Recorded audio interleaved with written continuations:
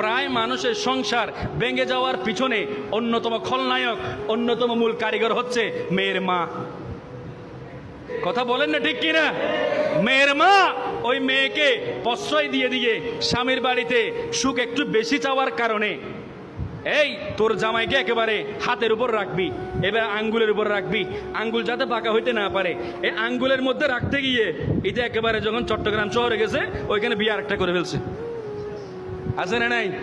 তাহলে আঙ্গুল, এই আঙ্গুলের মধ্যে রাখতে গিয়ে আরেকটা আঙ্গুল ধরে ওইখানে আলহামদুলিল্লাহ কবুল, আরেকটা কবুল করে ফেলছে। আছে না নাই? আছে বাবা। তো সেই জন্য মেয়ের মাদেরকে বলবো, মেয়ের মারা হলো এমন, ওরা আসলে বুঝে না, নারী জাতি মানে যে একটু পুরুষ থেকে কম বুঝে, কিন্তু এমনভাবে মেয়ের সুখ খুঁজে ওইখানে বেশি বুঝতে গিয়ে নিজের মেয়ের সংসার যে ভেঙে যাচ্ছে সেটাও কল্পনা করে না। আছে না নাই?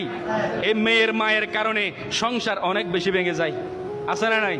তো সেই জন্য আপনি আপনার মেয়েকে বিয়ে দিয়ে দিয়েছেন, আপনার যতটুকু যত্ন নেওয়ার দরকার, যতটুকু ইজ্জত করার দরকার, যতটুকু সম্মান করার দরকার, খবর নেওয়ার দরকার, আপনি ততটুকু নেবেন।